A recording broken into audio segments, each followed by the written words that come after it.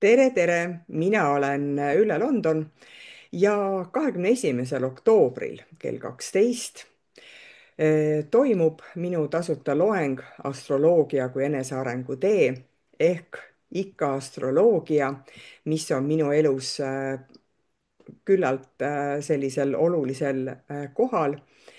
Ja mõtlesin, et enne kohtumist võib-olla rääkida natukene oma teekonnast, kust minu armastus astroloogia vastu on tulnud, kuidas see võib-olla ka mind on kujundanud.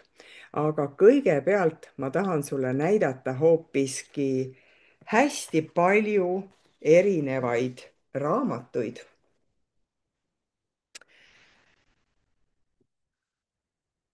Ja minu selja taga on veel neid astroloogia raamatuid, mis ma olen läbi töötanud.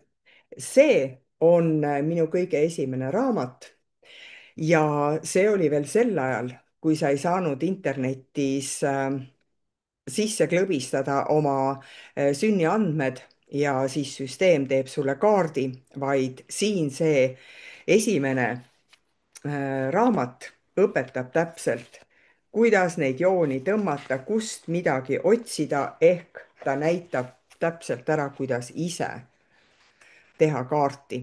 Ja teine asi, mis ma näitan, kui ma mõne raamatu läbi töötan, siis need raamatud on tõsiselt kõik, mitte ainult see, et ma loen läbi, vaid ma teen märkmeid, ma vaatan, noh, kõige parem on vaadata ikkagi iseenda kaardi pealt kõigepealt ja püüan leida sealt siis üht-teist ja kolmandat.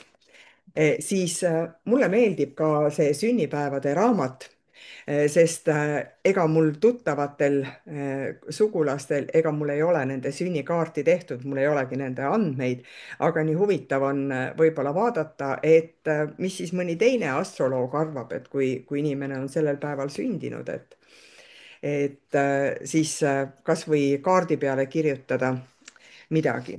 Siis ma ei ole suur aiapidaja, mul polegi aeda, aga siin selles raamatus ei ole mitte siis ainult aiapidamine, vaid ka sodiaagi märgid ja nende, kuidas nad sobivad mingisuguste taimedega, ravimtaimedega, kuidas üldse kuutsükleid vaadata ja nende kuurütmide põhitõed on siin kirjas, mis mind kõnetab.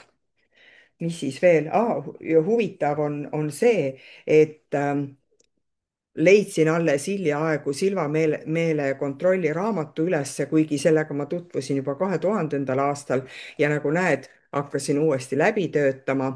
Nii et hästi palju sellist tuttavat ja ahaa-efekti, aga just miks ma selle ka välja toon, siis kui ma vaatan, et ahah, et mul mingisugused mõtted hakkavad üle pea käima, siis on vaja tõmmata ennast natukene tagasi. Ma võin vaadata enda transiitseid planeete, kes see seal trigerdab mul ja siis see on minu meetod, kus ma siis saan rahulikumalt edasi töötada. Lisaks sellele on mul veel kuuoraakel ja kuuoraakli kaardid, sest kui juba üks kaart kõnetab, siis kõnetavad ka paljud teised kaardid, ehk ütleme selle, et nimetatakse küll, et ennustuskaardid, aga siin on ka oma süsteem, kuidas vaadata, kui sul on mingisugune küsimus. Nii et ka selline ja muidugi hästi palju materjali, mida ma olen saanud siis kursuse käigus ja jälle kirja pannud, läbi töötanud. Mul selja taga on veel neid kursuse materjali hästi palju. Nii et see on selline teekond, mida ma olen teinud läbi raamatute, aga teine teekond on see, mis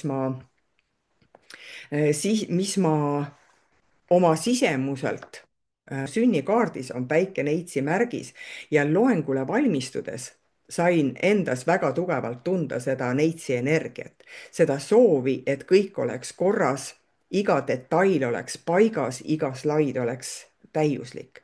aga ilmselgelt täiuslikkust ei ole olemas, ma nimetan seda jauramiseks, et üks asi ei sobinud ja ma panen siia veel midagi ja mida ma veel näitan ja lõpuks ma sain aru, et ahaa, ja ajas iseennast ka naerma, et et ma sain aru, et ma jään nagu selle neitsi märki kinni, aga see ongi, mida ma olen enda kohta õppinud. See on see astroloogia praktika, märgata, kuidas need erinevad energiad minus elavad.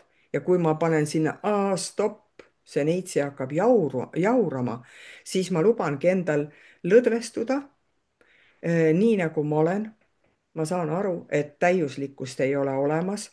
Lisaks minu tõusumärgi lõvi tahab ju teha veel seda väga kuninglikult, et see oleks ilus, et need värvid oleksid ilusad, et kõik oleks nagu sujuv. Ja siis ma saangi aru, et ära pane niivõrd palju siis nendesse slaididesse, vaid kui me saame loengul kokku, siis see, kuidas mina sel hetkel olen oma energiaga, kuidas teie tegelikult olete selle energiaga, millised küsimused tulevad sel hetkel päevakorda. Ma võin ükskõik kuidas valmistuda, aga hoopis tähtis on see, kuidas meie seal kokku saame, milline energia sünnib. nii et mul ei ole vaja teha mingisuguseid suuri slaide, vaid see kogemus, see koos tehtud selles ruumis, vot see on hoopiski tähtsam kui see minu slaidid.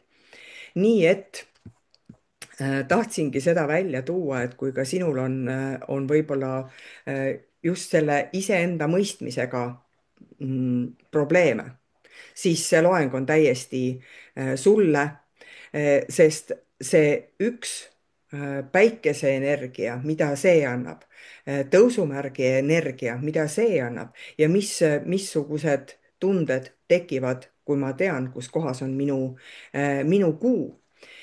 nii et mis siis on? ahah, hea oleks, kui sa enne loengut teed endale sünnikaardi. kui sul on see juba olemas, löö lihtsalt sünnikaart lahti, võib-olla sa vaatad seda hoopis teise pilguga sellel hetkel. kui sul ei ole sünnikaarti, võid mulle kirjutada ja siis ma teen sulle sünnikaardi.